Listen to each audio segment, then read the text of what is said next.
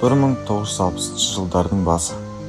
Поэзия редакциясында жұмыс істейтін жас ақын Тұманбай Молдағалиев әдеттегідей жұмысына ерте келеді.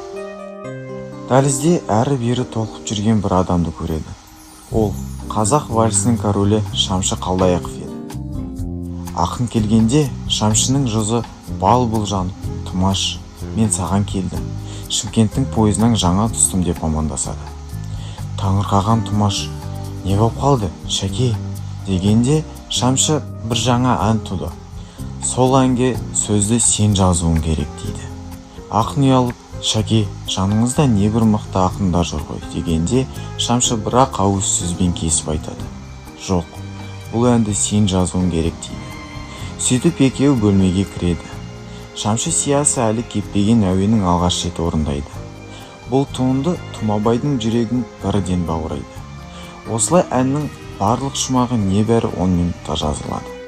Араға бір апта салып, қос автор Ришат Абдуллиннің орындауында әнді алғаш тыңдайды. Міне, қос таланттың табысқан сәтінен туған, халықтың мәңгілік махаббатына айналған әннің тарихы осындай. Ән тыңдайық.